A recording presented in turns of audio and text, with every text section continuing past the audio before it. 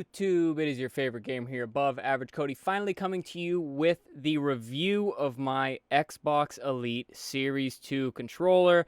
I promised you guys a review on this thing after I played on it for some time, and here we are about 2 months in, and I'm going to tell you guys my overall thoughts on the controller, the things I like about it, the things I don't like about it, and then I'll give you a rating on a scale of 1 to 10, I suppose. That seems like the only appropriate way to finish off the review of a controller. So for those of you that don't know, I came from an Xbox Elite Series 1, played on this bad boy for over 3 years. It was still working when I upgraded to this a couple months ago, but I figured it was just time to upgrade. So I'm going to talk about some of the things I like about it in general that were in fact upgrades from the Xbox Elite Series 1. First off is these rubber grips, guys. Like right now it is very, very warm. I play on the second floor of a home. It gets very warm up top, and these make holding the controller very nice compared to just the smooth plastic that was on the Elite Series 1 controller.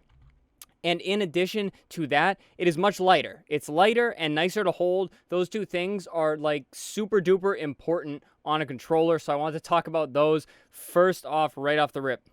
Now overall, how I think this controller plays is fantastic. It is very comfortable to hold. I realize a lot of people think the Xbox One and Xbox Series X controller design is a little bit bulky, but personally, I find it really comfortable to hold, especially with the paddles. Granted, a lot of people also don't like these paddles, but if you can get used to them, guys, I do run the full 4 paddles.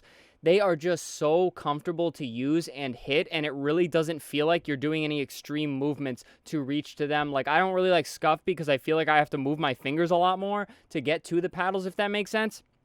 But overall, this controller is very comfortable, and the playability is very nice. All of the button clicks are, I guess, very satisfying. I did not like the change from the Series 1 paddle clicks to the Series 2, but now that I am used to the Series 2, oh my goodness, the clicks are so nice. You guys might even be able to hear it a little bit. It's very nice. It is very nice. The clicks are satisfying, and all of the buttons are very, like, they just feel more dialed in. The thumbstick clicks, the ABXY buttons, everything just feels very, very well made on this controller, and I have had zero issues with like contacting and things like that with the paddles, which I know some people can have issues, like they'll click the paddle and it'll be like a dead click.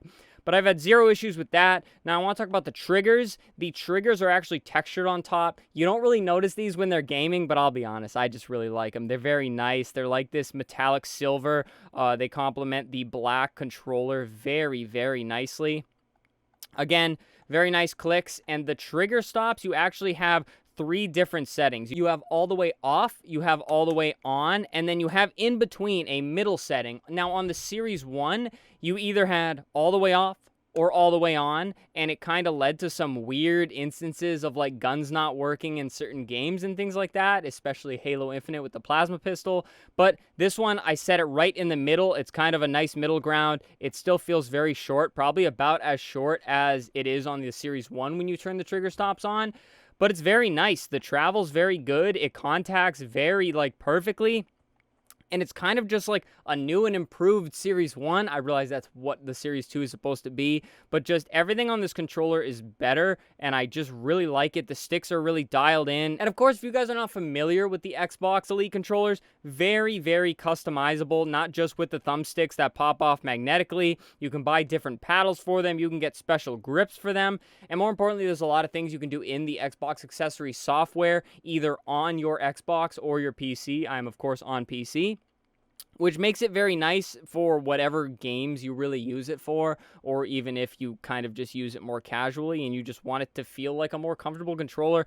It's very great overall. Now, I will tell you the one single thing I do not like about it compared to the Elite Series 1. Now, this controller does not take batteries, guys. It is constantly you must charge a controller to use. Same idea with the PlayStation controllers. PlayStation has been on this wave for years, really, and you have to charge it to use it. However, I do play wired with my PC, so I always keep it plugged in, right? So the Series 1 took batteries. So if you plugged it in, it was always on. If you unplugged it, it obviously turned off. However, when you plug it into your PC or your Xbox, it always thinks that it is charging. Now, I never use this wirelessly. I only use it wired, which results in it plugged in, it charges, it gets to a full charge, and then it just kind of shuts off. So every time I get on my PC, obviously it's always fully charged because it's always plugged in. Whenever I turn on my PC, I have to turn on the controller, and I always forget. So I open Call of Duty, it switches me to keyboard and mouse, and now I'm all confused, wondering why my controller is not working, and it's because the slider is now on keyboard and mouse. It is annoying because I got used to the Series 1 for 3 years, where whenever I turned on my PC, the controller automatically came on. However, it's a very small complaint, guys. Again, I really, really, really like this controller. So to have a complaint, having that be my only complaint is just phenomenal. It's fantastic. So yeah, if you use this on Xbox or PC and you play it wired, it will not automatically turn on, which I guess is kind of good in terms of like, if you're not using it, it shouldn't be on anyways. But, you know, I just got used to picking up my controller and automatically having it work.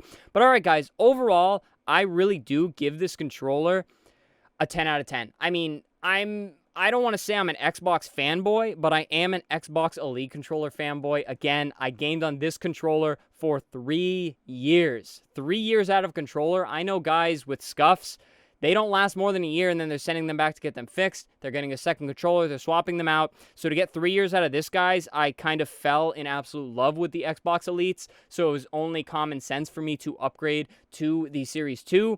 And shockingly, I like it even more than the Series 1. So call me biased, call me crazy, but 10 out of 10 for the Xbox Elite Series 2.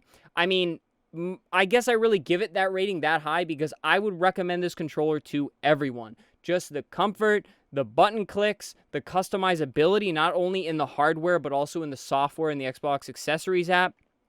It's a diesel controller, guys. It is amazing. You can have 3 different setups, too, compared to the 2 on the Xbox Elite Series 1. So you could have 2 different maps, and you could just flip the switch between the 2 of them.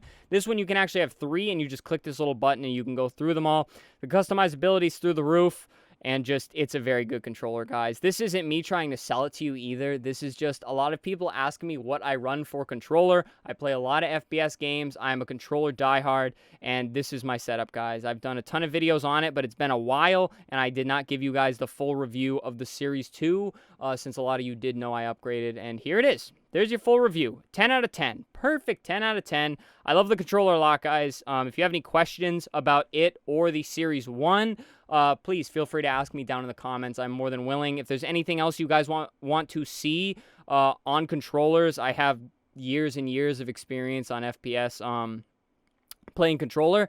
And I've got a lot of good knowledge, so if there's anything you guys want to know, just let me know in the comments. Anyways, guys, we play a lot of Halo, a lot of Call of Duty, a lot of live streams, things like that, so please subscribe down below to the channel. Leave a like on this video so more people can hear me rave about the Xbox Elite Series 2. And, of course, I already mentioned leaving a comment. Now, we have channel memberships live if you want to tune in more live streams. We got cool emojis that you get if you do join the membership program. But that does it from me, guys. Thank you so much for watching this review. 10 out of 10, Xbox Elite Series 2. If you're wondering what controller you should dole out copious amounts of money on if you want paddles, I highly recommend this one. Again, not sponsored or anything. I just really like the controller. But alrighty, guys, thank you so much for watching. I appreciate you all very much. Stay happy, stay healthy, and stay tuned for the next video.